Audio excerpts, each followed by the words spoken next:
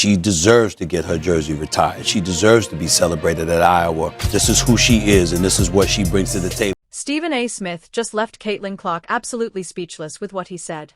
And honestly, he might be onto something huge.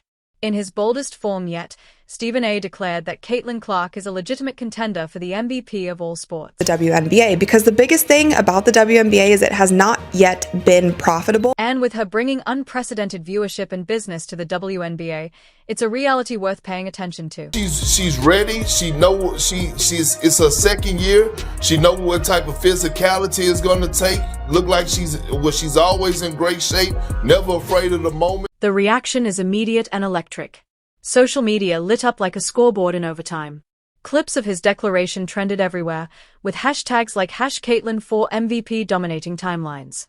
Fans couldn't get enough of it, while even skeptics had to pause and take note. Just think that she's elevating the profile of women's sports in a way that most women should deeply. It's classic Stephen A. He called Clark a storm warning for defenders and said she's changing the weather in women's basketball. Stephen A. Smith, First Take, Big Perk, all together, came on today and gave huge compliments towards Caitlin Clark. But here's the kicker, Stephen A. wasn't exaggerating. Caitlin Clark has become a force so powerful, she's reshaping the WNBA itself. Not only there, they were on Twitter as well, giving love to Caitlin Clark, and people seem to not like. She's a gravitational pull, warping the league's dynamics like a supernova. Teams don't just prepare for her, they revolve around her. Her ability to drain logo threes, rack up double-doubles, and slice through defenses like a hot knife through butter isn't just entertaining, it's transformative. What I've kind of been saying for the entirety of last season, because we knew that this was going to happen. There's fan bases like the New York Liberty that have a pretty hardcore fan base, but their fan base is going to grow even more because of the trickle-down effect that's happening with the Caitlin Clark effect. Her impact isn't confined to the court either. Off the hardwood, Caitlin Clark has become a cultural phenomenon. Her charisma is undeniable, her social media presence magnetic.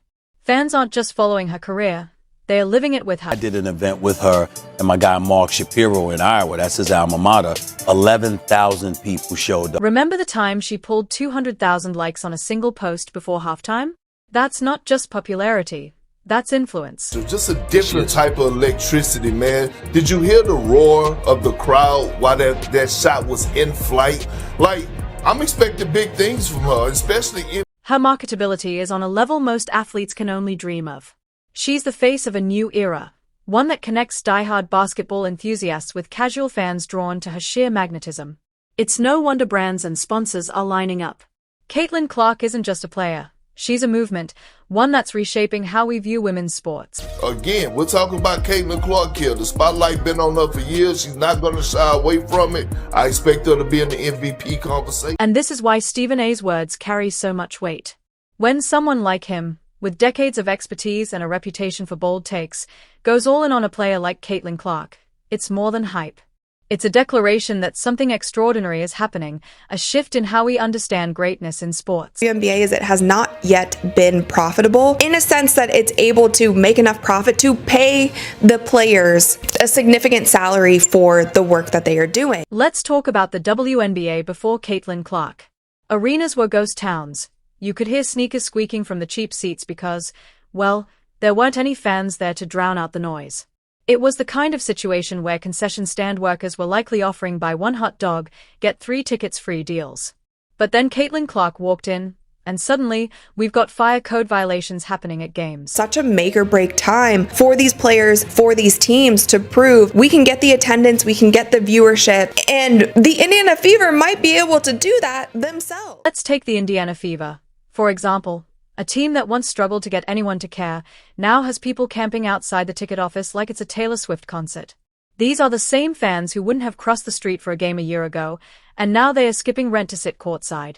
Yes, skipping rent. The final attendance in Carver Hawkeye Arena was 14,998. So if you do the math, that is over $10 million. And let's not even start on her homecoming game. Over 10,000 people showed up for what was basically a preseason affair. A preseason game. That's the kind of attendance NBA teams pray for during regular season matchups. The energy in the arena?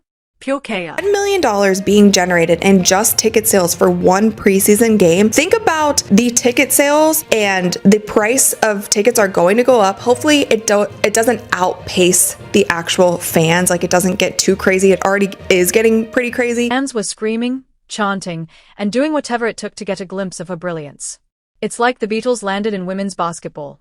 But instead of guitars, Caitlin Clark is out there draining logo threes. Season game was a little insane, but just think about the amount of revenue that this Indiana Fever is going to bring in and how promising that is for the WNBA. It's not just about filling seats, it's a cultural shift. People no longer say, there's a WNBA game tonight. Now it's more like, I need tickets, even if I have to sell my kidneys. The Caitlin effect is real, transforming arenas from quiet gymnasiums into gladiator coliseums.